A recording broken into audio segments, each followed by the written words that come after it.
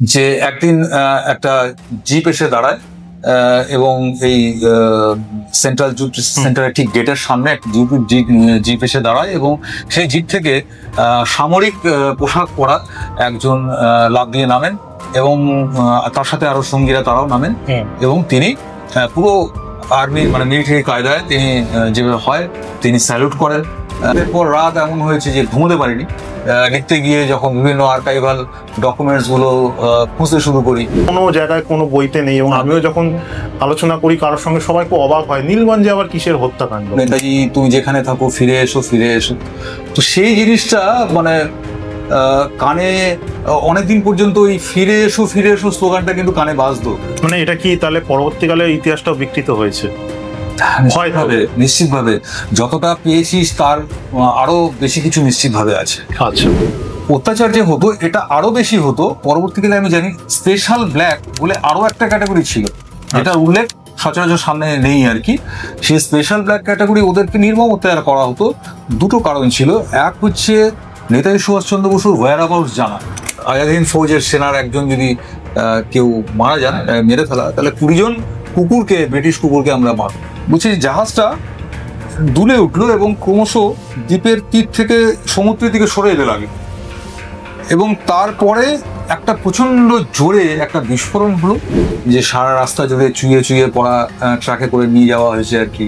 সেগুলো আইদার রক্ত পড়ে আছে, রক্ত ছুঁয়ে পড়েছে গোটা রাস্তায়। যে নেতাজি সুভাষচন্দ্র বসু কোথায় ছিলেন, কি করছিলেন? 1946 সালে তিনি জীবিত ছিলেন। নর্থ ওয়েস্ট ফ্রন্টিয়ার প্রভিন্সে তিনি এসেছিলেন। ওপেন দ্য ওয়ে টু কাশ্মীরে, কাশ্মীর ভারত পাকিস্তান যুদ্ধ, এবং মূলত তিনি ভারতবর্ষে প্রত্যাবর্তনের যে চেষ্টা করেছিলেন সেই সময়টাতে 1946-47 সময়টাতে বা অবস্থান করেছিলেন, সেটার প্রতি আলোকপাত করা আছে। তো সেই সময় ধরুন জওহরলাল নেহেরু বা গান্ধীজির তরফ থেকে বা অন্যান্য যে সমস্ত নেতৃত্ববৃন্দরা ছিলেন তাদের তরফ থেকে কি সেইভাবে কোনো আন্দোলন বা তাদের তরফ থেকে সেইভাবে কোনো স্টেটমেন্ট বা এরকম কিছু কি ইতিহাসের কথায় পাওয়া যাচ্ছে? তো তারা কিন্তু সেই অবস্থাতেও আজাদ হিন্দ ফৌজের যে গানগুলো, দেশের দেশাত্মবোধক যে গানগুলো, সেগুলো তারা গাইতেন এবং তাদেরকে কিন্তু পরবর্তীকালে স্থানীয় মানুষ আর একজনকেও দেখতে পায়নি।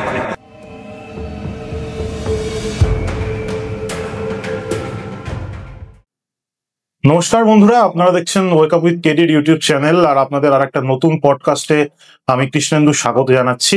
ভারতবর্ষের স্বাধীনতা ইতিহাস যখন আমরা আলোচনা করি, যখন ব্রিটিশদের যে অত্যাচারের ইতিহাস আমরা আলোচনা করি, সেখানে কিন্তু ভারতীয়দের উপর তারা যে অকথ্য অত্যাচার চালিয়েছিল তার বিভিন্ন ঘটনা ইতিহাসের পাতায় উঠে আসে, আর ঠিক তার সঙ্গেই উঠে আসে জালিয়ানওয়ালাবাগের হত্যাকাণ্ড। কিন্তু জানেন কি, এই ভারতবর্ষ তথা বাংলার মাটিতে ভারতবর্ষের জন্য যারা লড়াই করেছিল, অর্থাৎ নেতাজি সুভাষচন্দ্র দ্বারা পরিচালিত আজাদি সেনারা, অর্থাৎ আজাদ হিন্দ বাহিনীর সেনারা, তাদের ওপরও কিন্তু নেমে এসেছিল বর্বর অত্যাচার, যার ইতিহাস কোনো পাঠ্যপুস্তকে এখনো পর্যন্ত জায়গা করে নিতে পারেনি। কিন্তু ওয়েক আপ উইথ কেডি চ্যানেলের যেটা উদ্দেশ্য, যে এই ধরনের অজানা ঘটনা আপনাদের সামনে তুলে ধরা, আর আজকেও আমরা কিন্তু এই অনুষ্ঠানে সেটাই করব। আর আমাদের সঙ্গে আজকের এই অনুষ্ঠানে উপস্থিত আছেন সোমদেব চট্টোপাধ্যায়, যিনি একজন নেতাজি রিসার্চার। তোমার সঙ্গে অনেক দিনই কথা হচ্ছিল এবং আজাদি সেনাদের ওপর যে অত্যাচার, যখন তারা সারেন্ডার করলো বা তারা ধরা পড়লো ব্রিটিশ সেনার হাতে বা অ্যালাইড ফোর্সের হাতে, তো সেই ইতিহাসটা কিন্তু আমরা ইতিহাসের পাতা থেকে আজও সেইভাবে খুঁজে পাইনি।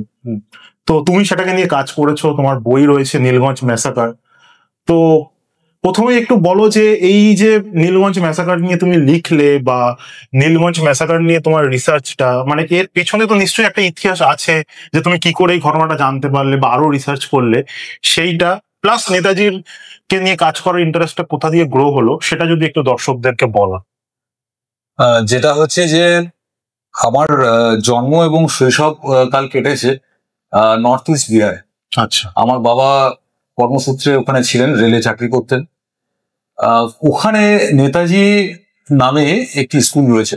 আচ্ছা, এখন স্কুলটি বন্ধ, কারণ একটা সময় ওখানে বাঙালি অধ্যুষিত এলাকা ছিল, তো প্রচুর বাঙালি স্টুডেন্টস যারা রেল কর্মীদের মূলত তাদের ছেলেমেয়েরা ওখানে পড়াশোনা করতে পারত এবং স্পেশাল পারমিশন ছিল মাধ্যমিকও পর্যন্ত দেওয়া যেত। আচ্ছা, যদিও সিটটা পড়তো রামকৃষ্ণ মিশনে, ওখানে আরেকটি Bangla medium school Ramakrishna mission ছিল, এবং সেখান থেকে অনেকে মাধ্যমিকের স্ট্যান্ডও করেছে ওয়েস্ট বেঙ্গল বোর্ড। তো এবার নেতাজি নামের যে স্কুল, নেতাজি বিদ্যা মন্দির, আমি সেই স্কুলে পড়াশোনা করি শৈশবে, এবং সেখানে নর্থ ইস্ট বিহার মানে শীতটা একটু জাঁকিয়েই পড়ে। তো জানুয়ারি মাসের এই সময়টা 23-24 এই সময়টা মারাত্মক শীত পড়তো। আমরা ছোট ছিলাম, আর কিডস এর ফিতে খুলে যেত, টুপি খুলে যেত, মাফলার, এরকম আর কি ছোটবেলায়। সেটা যারা টিচার্স ছিলেন তারা স্কুলের ঠিকঠাক করে দিতেন। একটা প্রভাত ফেরি হতো এই কুয়াশাময় শীতের ভোরে আর কি। আমরা কিন্তু প্রভাত ফেরিতে বেরোতাম, এবং সেখানে নেতাজির ছবি, নেতাজির নামাঙ্কিত বিভিন্ন প্ল্যাকার্ড, আমাদের স্লোগান থাকতো, নেতাজি তুমি যেখানে থাকো ফিরে এসো, ফিরে এসো। তো সেই জিনিসটা মানে কানে অনেকদিন পর্যন্ত ওই ফিরে এসো, ফিরে এসো স্লোগানটা কিন্তু কানে বাজতো। হ্যাঁ, সেটা কোনো একটা মানে ভেতরে একটা কি বল, মানে এটা আত্মস্থ করে ফেলেছিলাম আমরা। তো সেই সময় আনফর্চুনেটলি সেই সময় আমরা তো বুঝলাম না এত। আমাদের যে পাঠ্য বই, যে ইতিহাস বই, সেখানে যে সিলেবাস ছিল সেখানে এত কিছু ছিলই না। বরং নেতাজি সুভাষচন্দ্র বসু, আজাদ হিন্দ ফৌজ সম্পর্কে নাম মাত্র একটুখানি উল্লেখ থাকে। তো যাই হোক, তারপর পরবর্তীকালে নেতাজি সম্পর্কে জানার আগ্রহ তৈরি তো মানে প্রথম থেকেই আগ্রহ ছিল। আরো বিভিন্ন রকম যে কাজ বিগত 10 বছর ধরে, 15 বছর ধরে একটু একটু একটু করে কাজগুলো এগিয়ে এসছে, অগ্রসর হয়েছে। সেখানে ধরুন বিভিন্ন রকম আর্টিকেল, বিভিন্ন নিউজ পেপার ক্লিপিংস, রিপোর্ট ইত্যাদি পড়তে পড়তে নেতাজি সম্পর্কে আগ্রহ আরো বাড়ে, আরো জানার উদ্দেশ্য আরো এটা বাড়ে। এবং ধরুন সেই সময় আমরা শৈশবে নেতাজিকে আমরা ভাবছিলাম যে নেতাজি হয়তো কোনোভাবে ফিরে আসতে পারে, নাহলেই আমাদের শিক্ষক যারা আছেন তারা বলছেন কারণ নেতাজি তুমি ফিরে এসো, এটা স্লোগান আমরা তার সাথে দিতাম। কিন্তু এটা আমরা বুঝতে পারিনি, আমরা কেউই বুঝতে পারিনি, বিশ্বাস করিনি যে নেতাজি জীবিত ছিলেন, প্লেন ক্র্যাশে তার মৃত্যু হয়নি। পরে যখন আস্তে আস্তে জানতে শুরু করলাম, মানে পুরো ব্যাপারটা যেন গ্রাস করতে থাকলো। যে রাতের পর রাত এমন হয়েছে যে ঘুমোতে পারিনি। লিখতে গিয়ে যখন বিভিন্ন আর্কাইভাল ডকুমেন্টস গুলো খুঁজতে শুরু করি, বিভিন্ন নিউজ পেপার যেগুলো আমাদের দেশের বাইরে অন্যান্য দেশ থেকে পেতে শুরু করি, তখন জানার ইচ্ছেটা আরো বাড়তে থাকে। এবং এইভাবেই মানে নীলগঞ্জ সম্পর্কিত একটি দুটি আর্টিকেল আমার চোখে পড়ে। তো একদিন আমি স্থির করি যে নীলগঞ্জ নিয়ে কাজ করা যেতে পারে। তাহলে সেখানে যে জায়গাটায় ঘটনা সেখানে আমি পৌঁছই, এবং সেখানকার সাধারণ মানুষ তাদের আইউইটনেস অ্যাকাউন্ট, ওখানে নেতাজি মিশন একটি সংগঠন রয়েছে, তারা দীর্ঘদিন চেষ্টা করেছেন যে ওখানকার যে prisoners of war, Indian National Army prisoners of war, তাদের যে নির্বিচারে গুলি করে 25শে সেপ্টেম্বর 1945 তাদের হত্যা করা হয়েছিল, সেটাকে তার একটা রেকগনিশন, সেখানকার একটা কি বলবো প্রাতিষ্ঠানিক ভাবে সেটা গভর্নমেন্ট সেটা রেকগনাইজ করুক। কারণ সেখানে 1953 সালে জুট রিসার্চ সেন্টার সেন্ট্রাল গভর্নমেন্টের সেটা তৈরি হওয়ার পরে সাধারণ মানুষের সেই জায়গাটায়, ওইখানে তো একটা টেম্পোরারি ডিটেনশন ক্যাম্প ছিল, ফলে সেগুলোর তো কোনো অস্তিত্ব নেই, এবং নেই কুঠি আছে। এবং জায়গাটা হচ্ছে তুমি নীলগঞ্জে গিয়েছো কি? মানে ওটা হচ্ছে যে বারাসাত ব্যারাকপুর রোডের 5 কিলোমিটার মতো পূর্ব দিক নীলগঞ্জ জায়গাটা। সেখানে সাহেব বাগান বলে একটা এলাকা আছে, এবং সেইখানে কিন্তু ডিটেনশন ক্যাম্পটা ছিল। এবার ওদের মেন জায়গাটা ছিল ঝিকরগাছায়। এটা হচ্ছে মানে যখনই আজাদ হিন্দ ফৌজের যারা সেকেন্ড ওয়ার্ল্ড ওয়ারে যারা যুদ্ধবন্দী, তাদেরকে নিয়ে আসা হতো জাহাজে করে, খিদিরপুর ডকে নামানো হতো, সেখান থেকে ট্রান্সপোর্ট করা হতো ঝিকরগাছায়, যেটা এখন বাংলাদেশে পড়ে। এবং ঝিকরগাছার পর দুটো সাব সেন্টার তৈরি হয়, একটা হচ্ছে বারাসাত আর একটা নীলগঞ্জ। এবং বন্দীদের শিফট করা হোক, কারণ পরবর্তীকালে ওদের বিচার করা হোক। তো এইভাবে 1945-এর 25শে সেপ্টেম্বর মাঝরাতে ওই বন্দি শিবিরে আচমকা গুলি চালানোর ঘটনাটা ঘটে। আচ্ছা, তো দাদা দ্বিতীয় যে প্রশ্নটা করব যে নীলগঞ্জে তুমি গেলে, মানে এই গিয়ে তুমি রিসার্চ করলে বা তুমি আগে থেকে ঠিক করেছিলে যে এই রিসার্চটা করবে, তো মানে ওখানে কিভাবে তুমি সাহায্যটা পেলে, বা ওখানকার লোকাল মানুষের মনে কি ছিল সেই সময়, বা তাদের যে এক্সপ্রেশনটা কেমন ছিল, তারা কিভাবে রিয়াক্ট করেছিল, সেই নিয়ে যদি দু একটা ঘটনা একটু যদি শেয়ার করো। প্রথম বলি যে আমি জানতাম না যে এই বইটি বিগত 80 বছরে প্রথম নীলগঞ্জ হত্যাকাণ্ড নিয়ে এটি প্রথম। কারণ আমরাও ছোটবেলায় যখন পড়েছি, আমরা জালিয়ানওয়ালাবাগ হত্যাকাণ্ড পড়েছি বা অন্যান্য ইংরেজদের যে অত্যাচার সেগুলো পড়েছি, কিন্তু স্পেসিফিক্যালি এই ঘটনাটা কিন্তু তুমি দেখবে কোনো জায়গায় কোনো বইতে নেই। এবং আমিও যখন আলোচনা করি কারোর সঙ্গে, সবাই খুব অবাক হয়, নীলগঞ্জে আবার কিসের হত্যাকাণ্ড। তো মানে সেটাই আমি জানতে চাইছি যে সেইখানকার মানুষের কাছে এটা কিভাবে এলো, বা তারা সেই মানে সেখানকার যারা পুরনো বয়স্ক লোকেরা ছিল তাদের কাছ থেকে তুমি কি কি ইনফরমেশন পেলে, কয়েকটা যদি একটু শেয়ার করো। প্রথম হচ্ছে যে আমি নীলগঞ্জে যেখানে জুট রিসার্চ সেন্টারটা রয়েছে, ওখানে সাধারণ মানুষের এমনিতে অ্যাক্সেস নেই। তো ওখানে আমি স্থানীয় চায়ের দোকান, ছোটখাটো ব্যবসায়ী, এদের সাথে আমি কন্ট্যাক্ট করি প্রথম। আচ্ছা।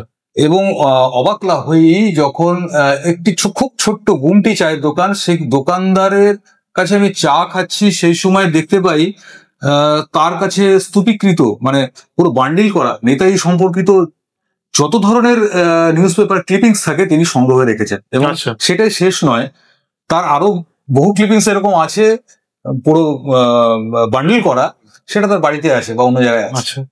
এবং তিনি ধীরে ধীরে তার যে একটা ছোট্ট চায়ের দোকান, একজন ব্যবসায়ী, তার আড়াল থেকে একজন নেতাজি প্রেমী এবং তার সম্পর্কে যাবতীয় তথ্য তার আছে একদম আপ টু ডেট, এটা আমাকে প্রথম বিস্মিত করে। যে এবং তিনি আস্তে আস্তে ঘটনা বলতে থাকেন।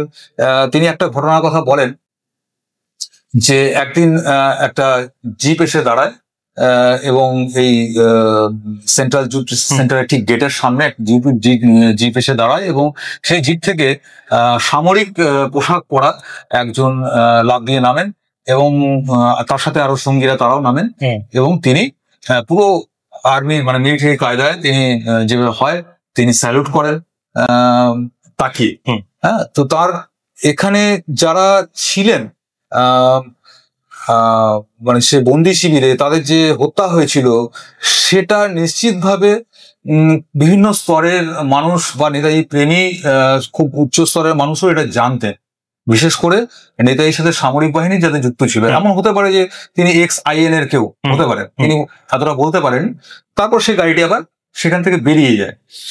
তারপর আমি জানতে চাই যে এই কাজগুলো সম্পর্কে সেখানকার স্থানীয় মানুষের পুরনো স্টেটমেন্ট, কারণ স্বাভাবিক ব্যাপার, এত বছর পেরিয়ে গেছে, তারা সেই সময় যারা খুব ছোটবেলাও ছিলেন তাদের 100 বছর হয়ে যাওয়ার কথা।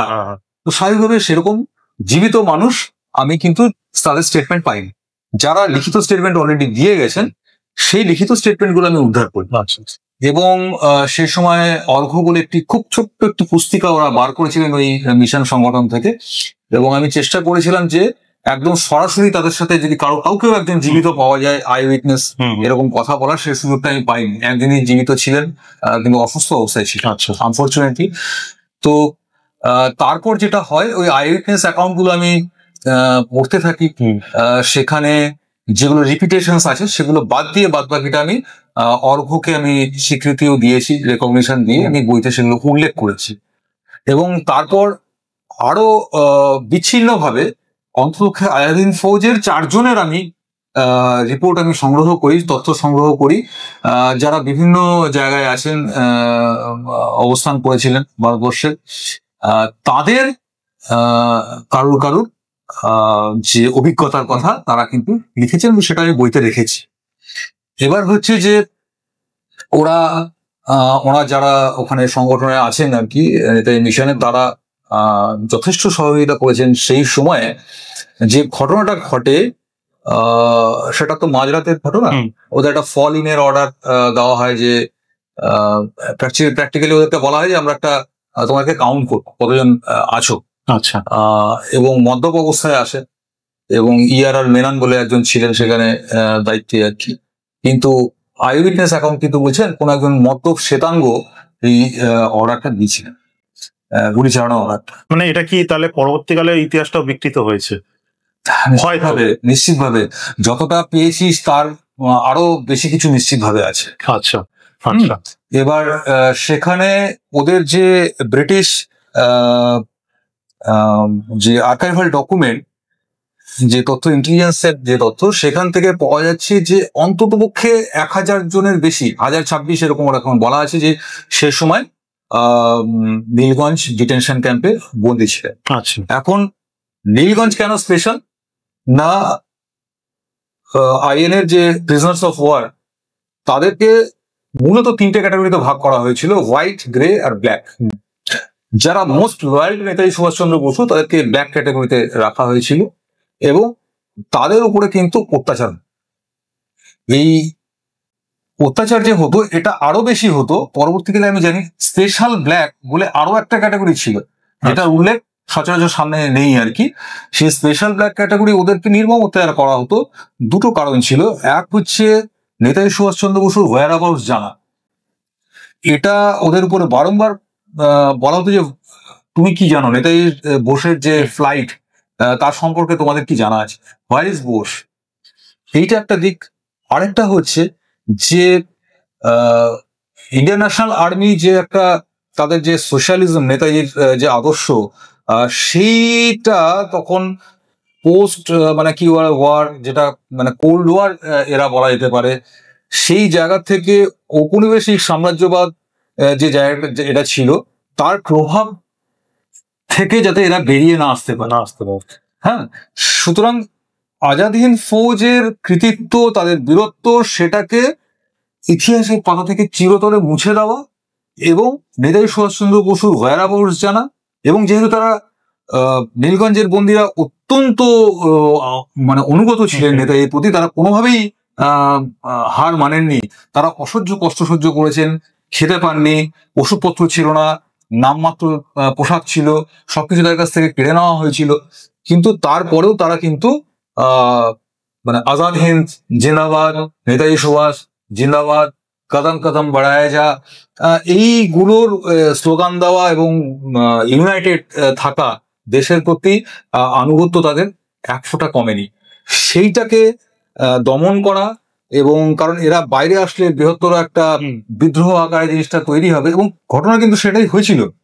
তাদের যখন গুলি করে হত্যা করা হয় তারপর কিন্তু বিক্ষিপ্ত ভাবে সেখানে অবরোধ, পথ অবরোধ,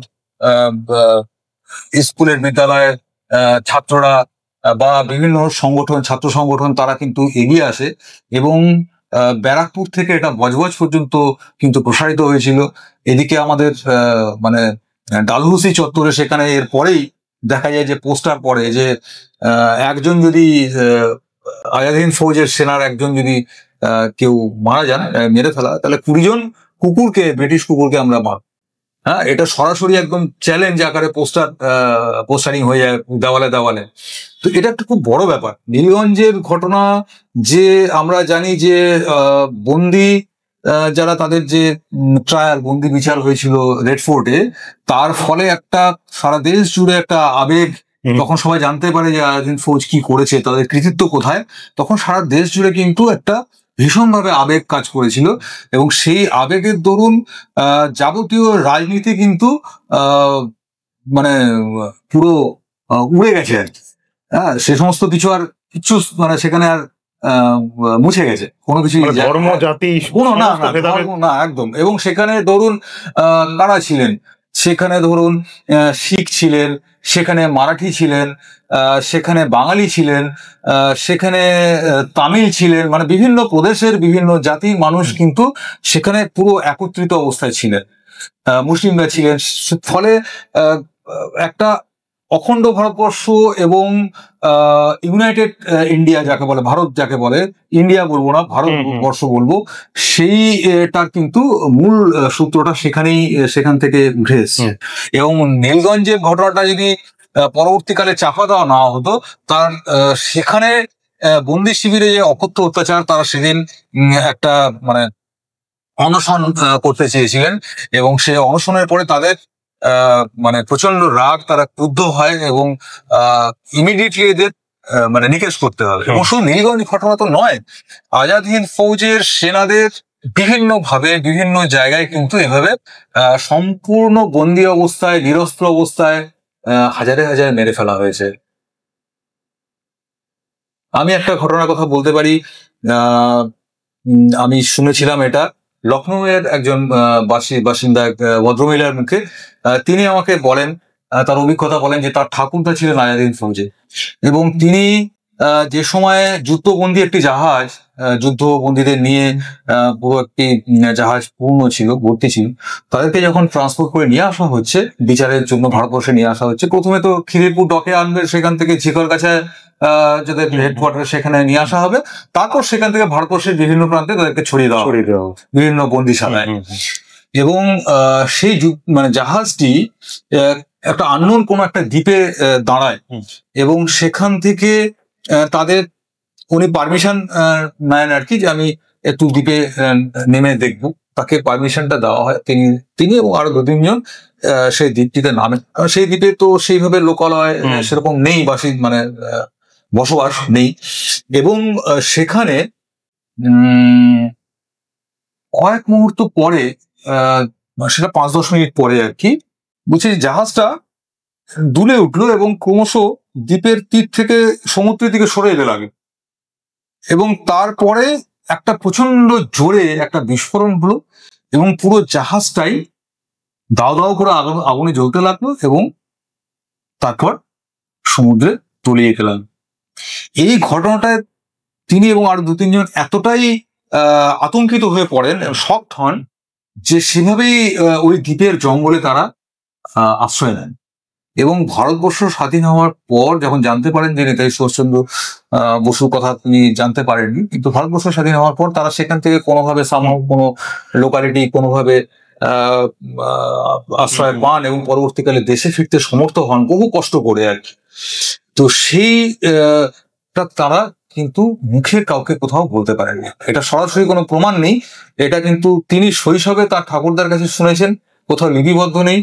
তার শৈশবে শোনা এই ঘটনাটা যখন তিনি নীলগঞ্জ ম্যাসাকার বইটা কথা জানতে পারেন, তিনি বইটা পড়েন এবং আমার সাথে তার সামনাসামনি পরিচয় হয়, তখন তিনি তার এই অভিজ্ঞতার কথা শেয়ার করেন। এরকম আরো ঘটনা আছে। আমরা জানতে পেরেছি যে একটা মিলিটারি ট্রাকে করে মানে বহু সংখ্যক যুদ্ধবন্দীদের এরকম তাদেরকে এমন ভাবে ক্যামোফ্লেজ করা হতো, বাইরে থেকে বোঝার কোনো উপায় ছিল না যে ভিতরে যুদ্ধবন্দীরা আছে, এবং তাদেরকে এক জায়গা থেকে আরেক জায়গায় যে ট্রান্সপোর্ট করা হয়, তাদের যে কি হয়েছিল, তারা কোথায় গিয়েছিল, নিয়ে যাওয়া হয়েছিল, তাদেরকে কি করা হয়েছিল, গড নোস, মানে সেটা সম্পর্কে কেউ জানে না, কেউ বলতে পারে না। এরকম অসংখ্য এরকম গাড়িতে করে এরকম এক জায়গা থেকে এক জায়গায় পাঠিয়ে দেওয়া হয়েছে। এবং ধরুন নীলগঞ্জ তো অবশ্যই স্পেশাল, কারণ সেখানে খুব মানে নেতাজির মানে অনুগত এরা ছিলেন আর কি, স্বাধীনতা সংগ্রামীরা ফৌজের ছিলেন, এবং এদের সাথে সাথে নীলগঞ্জের বাইরে আরো ধরুন লাহোর জেল ছিল, বাহাদুরগড় ছিল, সেটা দিল্লির ধরুন কাছেই 25 মাইল এরকম ভিতরে, সেখানে একটা ছিল। লাহোর জেল তো কুখ্যাত ছিল। পশ্চিম পাঞ্জাবে মুলতান ছিল, মুলতান যে জেল। এর বাইরে ধরুন আলিপুর বা লখনৌ এখানকার যে জেল আর কি, হ্যাঁ এগুলো তো ছিলই। এবং মুলতানে লাহোরে খুব মানে লাহোরকে কসাইখানা বলা হতো, লাহোরের জেলকে, কারণ সেখানে কেউ জানতেই পারতো না কিভাবে কাদের মেরে ফেলা হচ্ছে, কাদের মৃত্যুদণ্ড দেওয়া হচ্ছে, ফাঁসির মঞ্চে তাদেরকে ঝুলিয়ে দেওয়া হচ্ছে। পুরো ব্যাপারটাই তো আড়ালে হতো, তখন তো পুরো ব্রিটিশ এটা ছিল, ফলে খুব আড়ালে হতো এই ব্যাপারগুলো, জানতে পারতো না কেউ। এবং কর্নেল ধিলোর ডায়েরির একটি পাতা মিস্টার তমাল সান্যাল উনি খুব ভালো বড় কাজ করেছেন এর আগে এই বিষয়টা নিয়ে। তিনি শুভম শর্মা হচ্ছেন মানে মিলিটারি ফ্যামিলি, ওদের ফ্যামিলি মেম্বার অনেকে আর্মিতে ছিলেন আর কি, এবং খুব মানে ইন্ডিয়ান আর্মি, এয়ারফোর্স এগুলো খুব এনথুজিয়াস্ট। বন্ধুরাও আমার সাথে ওভার ফোন কথাও হয়েছে অনেকবার।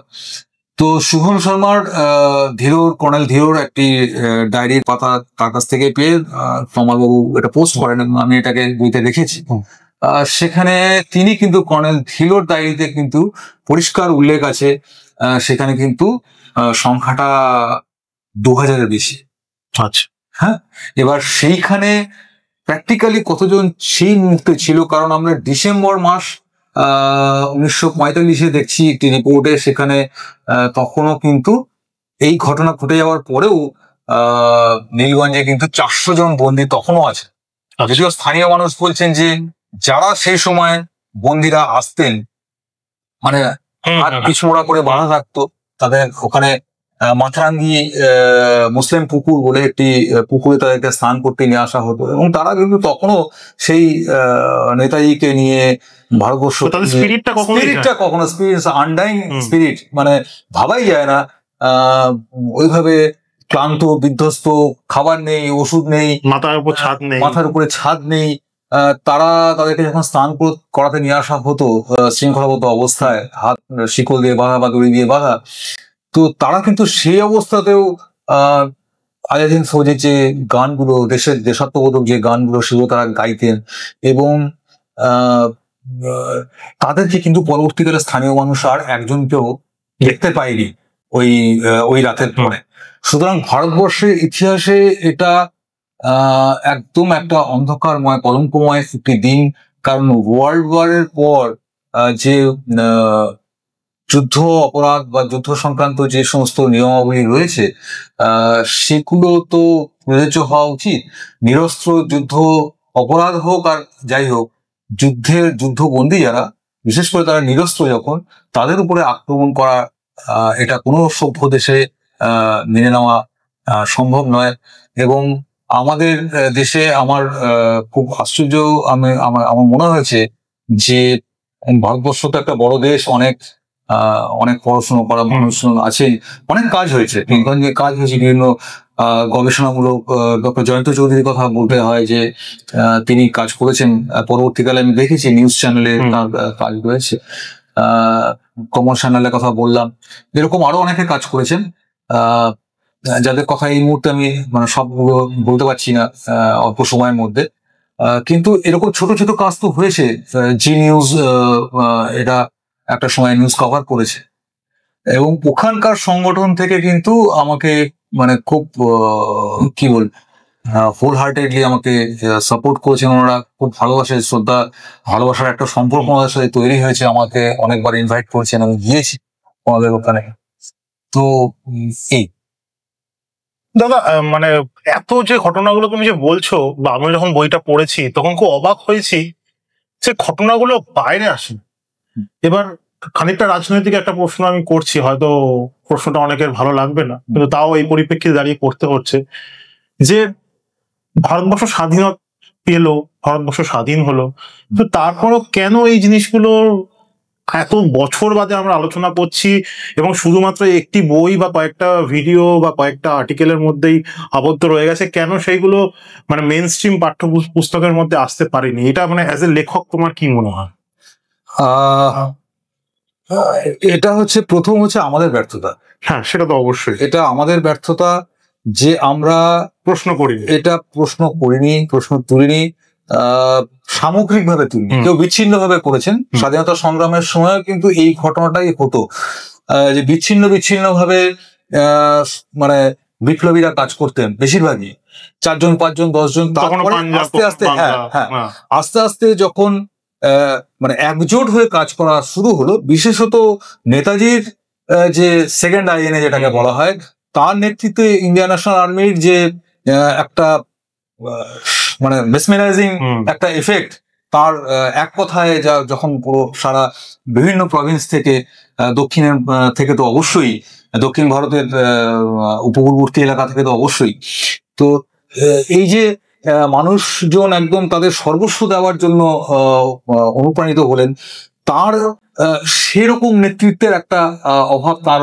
ভারতবর্ষে অবস্থান তিনি করছিলেন না সেই মুহূর্তে, সেটা কিন্তু একটা বড় মানে ভ্যাকুয়াম তৈরি হয়েছিল, যেটাকে আমরা কোনোভাবে সেই অভাবটা পূর্ণ করতে পারি, মানে দেশবন্ধু চিত্তরঞ্জন দাস এবং তারপরে সুভাষচন্দ্রের অনুপস্থিতিতে। এবং সেখানে নিশ্চিতভাবে রাজনৈতিক ব্যর্থতা তো নিশ্চয়ই, জনসাধারণের আমরাও সামগ্রিকভাবে আমরা এই বিষয়গুলোকে ধীরে ধীরে ধীরে ধীরে আমরা ভুলে গিয়েছি। এবং ধরুন সেই সময়কার কথা কি বলবো, আজাদ হিন্দ বাহিনীর যে বীরত্ব গাথা যখন চারিদিকে ছড়িয়ে পড়ছে, মানুষ জানতে পারছেন, এই যে স্থানীয় মানুষ, মানে ব্রিটিশরা এত তাদের কূটবুদ্ধি এত মারাত্মক ছিল, যখন এই যুদ্ধবন্দীদের নীলগঞ্জেই ধরুন এনে রাখা হচ্ছে যাতে সাধারণ মানুষ বুঝতে না পারে, তারা কিন্তু প্রচারটা এভাবে করেছে যে এরা জাপানিজ যুদ্ধবন্দী। সাধারণ মানুষ কিন্তু বুঝতেই পারেনি যে তারা আমাদের ভারতীয়, তারা দেশের জন্য কাজ করেছে এবং তাদেরকে বন্দী রাখা হয়েছে। এবং ধরুন যে ট্রাকে করে, মিলিটারি ট্রাকে করে যখন তাদের নিয়ে যাওয়া হচ্ছে এবং এক জায়গা থেকে এক জায়গা, তখনও মানুষ জানেন না এরা আজাদ হিন্দ ফৌজের যুদ্ধবন্দী, এরা দেশের জন্য, এদের আরেকটু পরে হয়তো এদের প্রাণ যাবে। এবং যেদিন ঘটনাটা ঘটে, ধরুন সেদিনকার সারা রাত্রি স্থানীয় গ্রামবাসীদের রিটেন স্টেটমেন্ট রয়েছে, তারা সারা রাত ধরে ওই বন্দুকের আওয়াজে, গুলির আওয়াজে, ফায়ারিং এর আওয়াজে তারা আতঙ্কিত হয়ে ঘর ছেড়ে তারা বাইরে বেরিয়ে আসেন। কারণ সেই ডিটেনশন ক্যাম্প, যেটা টেম্পোরারি একটা অস্থায়ী বন্দি শিবির, সেইখান থেকে ক্রমাগত আসছিল আওয়াজগুলো। তখন ভোরবেলায় যখন তারা যান, এক একজনের যে শিহরিত হন, যে সারা রাস্তা জুড়ে চুইয়ে চুইয়ে পড়া ট্রাকে করে নিয়ে যাওয়া হয়েছে আর কি, সেগুলো আইদার রক্ত পড়ে আছে, রক্ত ছুঁয়ে ছুঁয়ে পড়েছে গোটা রাস্তায়, এবং প্রচুর গাড়িতে করে তাদেরকে লোড করে নিয়ে যাওয়া হয়েছিল। সেটা ধরুন ব্যারাকপুরের গঙ্গা, এবং ওখানে একটি নদী আছে যেটা পরে নোয়াই খাল বলা যায়, ওটা অ্যাকচুয়ালি পূর্ণবতী নদী, ইয়ের মানে গঙ্গারই ওটা শাখা নদী ছিল, পরবর্তীকালে মজে যায়। এবং উত্তর চব্বিশ পরগনায় এরকম অসংখ্য এরকম খাল পুকুর এরকম পাওয়া যায়, এই জন্যই রয়েছে, এগুলো সবই গঙ্গার শাখা ছিল আর কি। ধীরে ধীরে এগুলো মজে যায়। আর্কিওলজিক্যাল ডিপার্টমেন্ট থেকে যদি এটাকে করা যায়, এক্সকাভেশন করা যায়, কারণ এই ধরনের কাজ কিন্তু মণিপুরে হয়। মণিপুরে ব্যাটলফিল্ড ডিগার্স বলে একটা গ্রুপ আছে, সেই গ্রুপ কি করে, সেকেন্ড ওয়ার্ল্ড ওয়ারে যারা প্রাণ দিয়েছেন, মানে যুদ্ধক্ষেত্রে প্রাণ দিয়েছেন, তাদের দেহাবশেষ তারা ফ্রি অফ কস্ট বার করার কাজ করে। এবং এটাতে ভারতীয়রা আমরা অনেকেই জানি না, সেই ব্যাটলফিল্ড ডিগার্স এর সাথে আমার যোগাযোগ রয়েছে, তারা কাজ করছে, নিঃস্বার্থভাবে কাজ করে, তারা প্যাশনেটলি, কিছু মানুষ এক জায়গায় হয়েছেন, তারা পেশাগতভাবে আলাদা, কিন্তু তাদের কমন এটা হচ্ছে যে দ্বিতীয় বিশ্বযুদ্ধে যারা এই যুদ্ধক্ষেত্রে প্রাণ গিয়েছিল, তাদের দেহাবশেষ বা অস্ত্রশস্ত্র কিছু যদি মাটির তলায়, স্বাভাবিকভাবে এতগুলো বছর পেরিয়ে গেছে, 45 সালের ঘটনা, ফলে তাদের এটা উদ্ধার করা খুব কঠিন কাজ। ভূমিকম্প হয়েছে, বন্যা হয়েছে, অনেক কিছু, মানে বৃষ্টি তো হয়েছে, জঙ্গল, জলজঙ্গল, ওই এলাকা ওগুলো খুব, কিন্তু তারা কিন্তু, এবং পরবর্তীকালে আমার একজন ব্রিটিশ মহিলার সাথে আমার পরিচয় হয়, দ্য গার্ডিয়ান পত্রিকায় তার একটি সাক্ষাৎকার প্রকাশিত হয়েছিল, এবং সেখানে তার পূর্বপুরুষ স্বাভাবিকভাবে ব্রিটিশ আর্মির হয়ে তিনি, তার ঠাকুরদা লড়াই করেছিলেন, প্রাণ দিয়েছিলেন কিন্তু ওই ভূমিতে, এবং তিনি কিন্তু এখনকার জেনারেশন হয়ে তিনি কিন্তু সেই ঠাকুরদার দেহাবশেষ উদ্ধার করার জন্য তিনি ছুটে এসেছিলেন মণিপুরে। এবং জাপানিজরা এই ঘটনা জানার পরে, জাপানিজদের তাদের কিন্তু একটা মুভমেন্ট ওই মানে এলাকায় প্রচুর দেখা যায়, প্রচুর জাপানি মানুষ, জাপানিরা তো তখন মণিপুরের সেই লড়াইতে ছিলেন, এবং তাদের দেহাবশেষ বার করার পরে পরবর্তী এটা বৈজ্ঞানিক উপায় হচ্ছে ডিএনএ টেস্ট করা, নাহলে কনফার্ম হবে। এবং এর জন্য যুদ্ধের যে সমস্ত নথিপত্র, সেই সময়কার ডকুমেন্টেশন, সেগুলো খুব ভাইটাল, সেগুলো না হলে তো বের করা সম্ভবই না। সেগুলো যদি দেওয়া যায়, আজাদ হিন্দ ফৌজের বাহিনীদের যারা এখনকার, তাদের পরিবারের যদি কেউ এগিয়ে আসেন ডিএনএ টেস্টের জন্য, এবং এটা আমি এই তোমার চ্যানেলের মাধ্যমে আমি একটা আবেদন রাখছি ভারত সরকারের কাছে, তারা চাইলে যে ওয়ার ম্যাপিং এটা আমাদের করা খুব মানে প্রয়োজনীয়, খুব ভীষণ প্রয়োজন। কারণ আমাদের দেশে এটা নেই যে যুদ্ধক্ষেত্রে যারা প্রাণ দিয়েছেন কিভাবে দিয়েছেন তার ডকুমেন্টেশন করা। কিছু মানুষ যদি 5-7 জন যদি মণিপুরে বসে এই ব্যাটলফিল্ড ডিগার্স যাদের বলা হচ্ছে, তারা যদি এই কাজটা করতে পারেন, সামগ্রিকভাবে যদি আমরা ভারতীয়রা এগিয়ে আসতে পারি, নিশ্চয়ই অনেক কিছু উদ্ধার করা সম্ভব। নীলগঞ্জেও সম্ভব।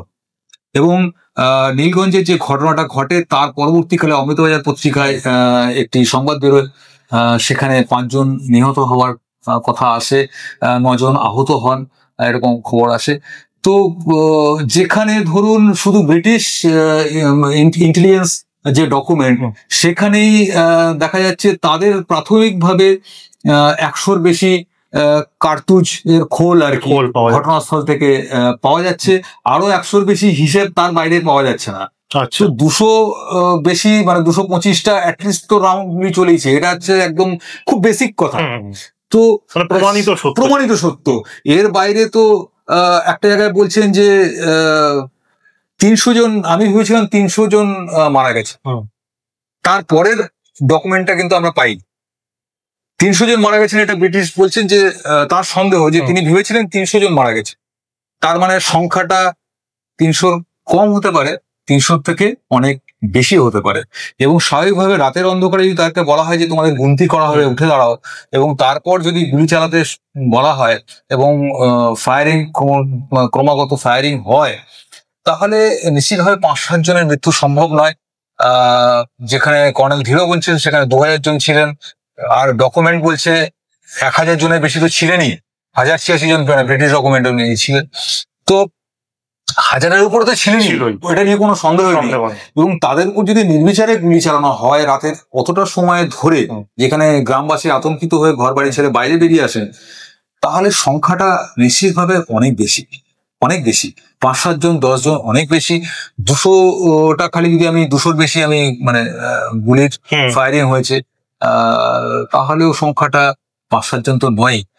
আমার ধারণা এটা এমনও হতে পারে যে জালিয়ানওয়ালাবাগের যে হত্যাকাণ্ড, সেখানে এটা তো ওপেনলি হয়েছিল এবং সেটা একটা মাস মানে এমন একটা ডিসঅর্ডার, একটা ক্যাওস একটা তৈরি হয়েছিল। সেখানেও সব সত্যটা হয়তো বাইরে আসেনি, যতটা এসেছিল অনেক সময় চলে গিয়েছিল। 1 মাস 2 মাস ধরে ধরে ধীরে ধীরে ডেটাগুলো আস্তে আস্তে আসে, এক জায়গায় হয়। তাতেও যে ধরুন মারা গিয়েছে, হতে পারে যে নীলগঞ্জে খুব সম্ভাবনা রয়েছে যে আরো বেশি সংখ্যক মানুষ মারা গিয়েছে।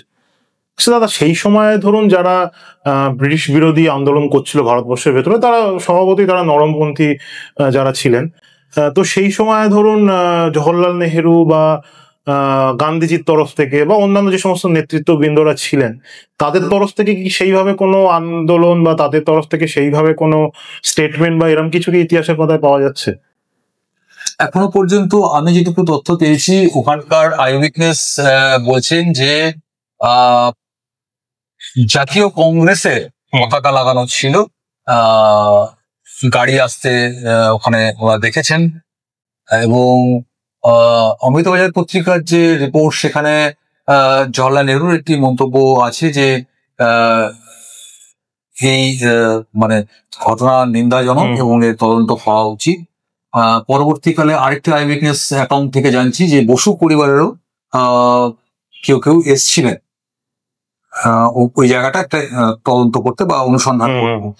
কিন্তু তারপরে ধরুন ধরো মাস প্রোটেস্ট এই ঘটনাটাকে সামনে রেখে হয়নি। যেটা হয়েছিল, যেই বর্বরচিত যে মানে হত্যাকাণ্ড, সেটা সামনে এসেছিল অন্যভাবে। স্থানীয় মানুষ মুখে দাঁড়িয়েছিলেন এবং দেশ যাতে স্বাধীন হয় ঐক্যবদ্ধভাবে, সেই জায়গাটা একটা কিন্তু মানে আবেগ তাড়িত হয়ে ব্যাপারটা হয়েছিল। আসল ঘটনা হচ্ছে যে সত্যি কতজন মারা গিয়েছিল এই ব্যাপারটাই তো সাধারণ মানুষ কিন্তু জানতে পারেনি। গুলি চলেছে, মারা গিয়েছে, এটা ঠিক, না হলে তো এটা আর্কাইভাল ডকুমেন্টের ভেতরেই থেকে গিয়েছে। মানে তাদের এতটাই দুর্ভাগ্য যে তাদের শেষ কৃত্যটা তাদের পরিবার করতে পারেনি না, এবং তাদের আর কোনো মানে খোঁজ কোনো চিহ্নই আছে না, পাওয়া যায় না। এবার ওখানে ধরুন এটা সাধারণ মানুষ, ওখানে যারা স্থানীয় মানুষ রয়েছেন, তারা চেষ্টা করেছেন। আমাদের চিঠিপত্র, বিভিন্ন সংবাদপত্রেও প্রকাশ হয়েছে, বর্তমান পেপারে ক্লিনিংস আমি দেখেছি, আরো বিভিন্ন আজকালে সে সময়কার প্রকাশিত হয়েছে, যে তারা চিঠিপত্র জানিয়েছেন বিভিন্ন দপ্তরে। তারা জানিয়েছেন যে এখানে একটি মানে তাদের স্মৃতির উদ্দেশ্যে উৎসর্গ করে আর কি সেখানকার যে সেতু আছে সেই সেতুটার নামকরণ করা হোক, রাস্তার নামকরণ করা হোক, বা একটা স্মৃতি ফলক সেখানে প্রতিষ্ঠিত করা হোক। এই জিনিসগুলো ধরুন আমরা করতেই পারি, কিন্তু সেটা সরকার চাইলেই এটা হতে পারে। ডক্টর পূরবী রায় এই বিষয়ে একসময় সোচ্চার হয়েছিলেন বলে আমি শুনেছি, এবং এটা নিশ্চয়ই এটা সরকারের কাছে আবেদন, মাননীয় সরকারের কাছে, যে এটা দেখবেন এই আমার ভাইয়ের এই ইউটিউব চ্যানেলের মাধ্যমে তাদের কাছে এটা গিয়ে পৌঁছবে।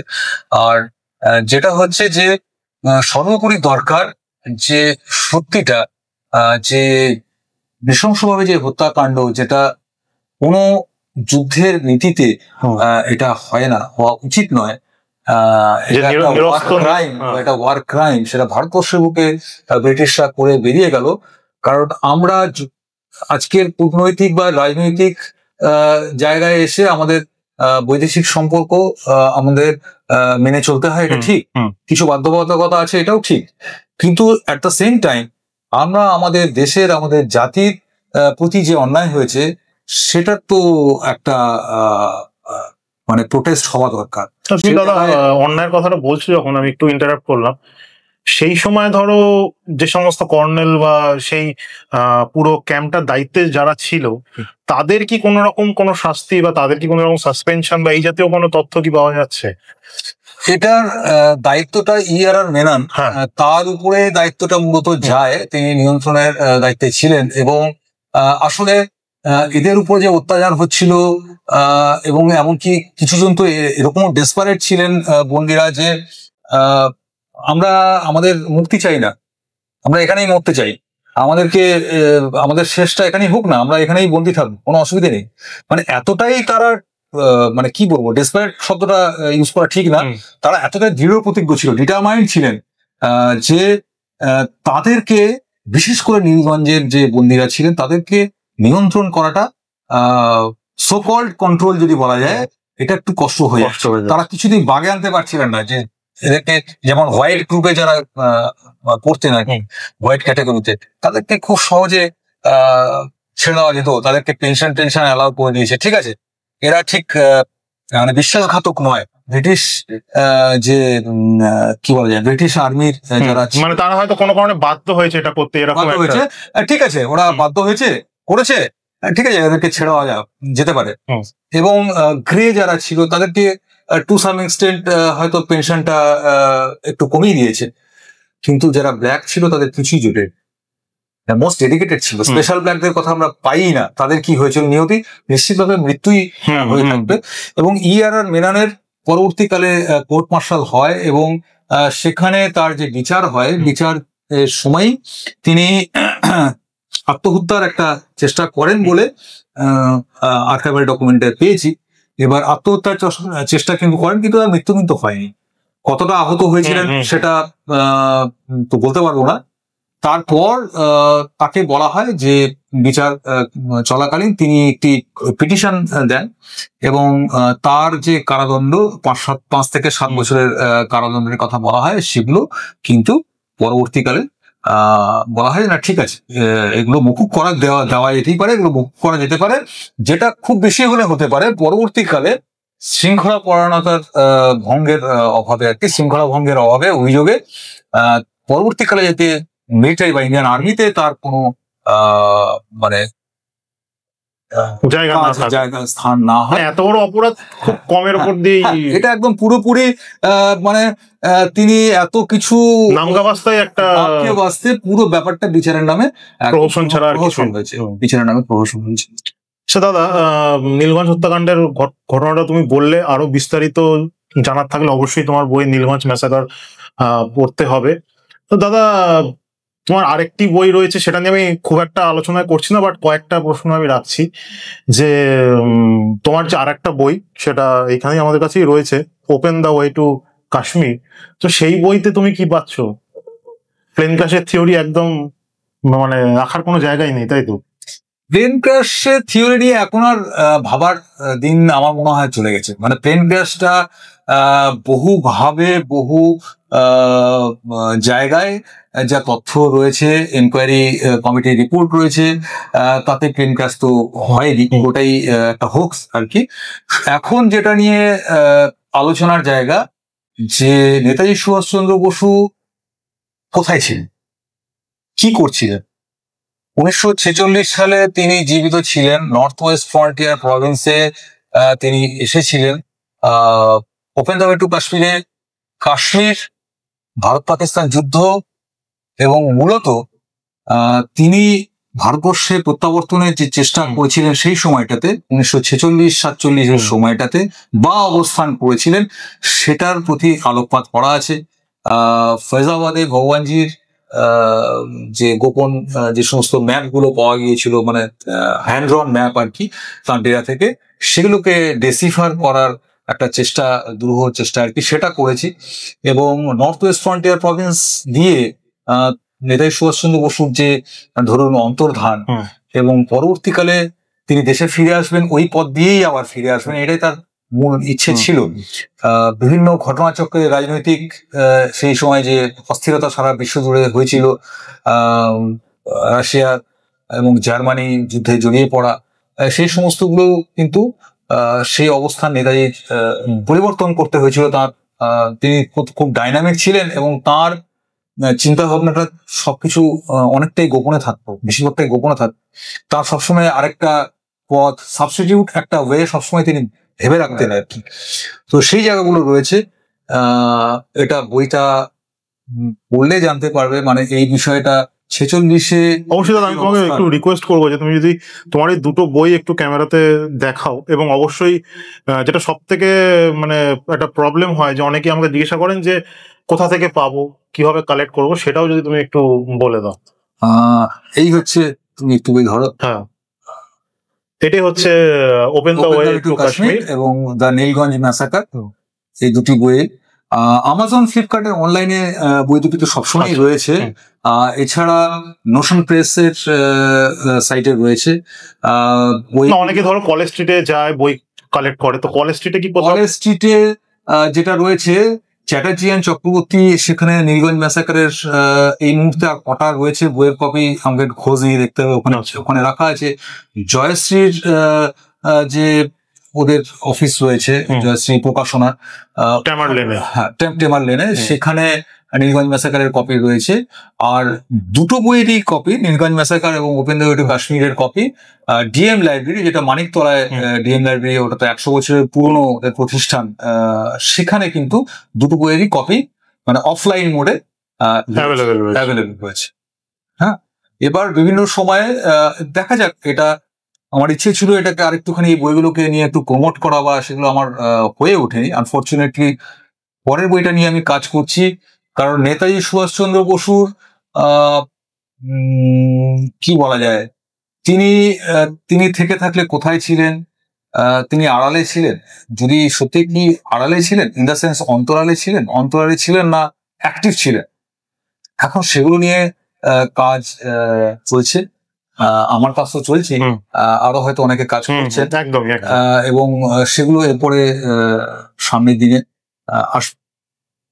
তো অসংখ্য ধন্যবাদ দাদা আমাদেরকে আজকে সময় দেওয়ার জন্য, এবং নীলগঞ্জ ম্যাসাকার হোক বা অন্যান্য আরো অনেক বিষয় আপনারা কিন্তু আজকে এই পডকাস্টে জানতে পারলেন। এবং এই পডকাস্টটি দেখে আপনাদের কেমন লাগলো সেটা কিন্তু অবশ্যই আপনারা কমেন্ট করে জানাবেন। আর আমাদের এই কন্টেন্ট গুলো যদি ভালো লেগে থাকে তাহলে অবশ্যই চ্যানেলটিকে সাবস্ক্রাইব করবেন। আজকের জন্য বিদায় নিচ্ছি, ভালো থাকবেন, জয় হিন্দ, বন্দে মাতরম। ভালো থাকবেন সকলে, জয় হিন্দ।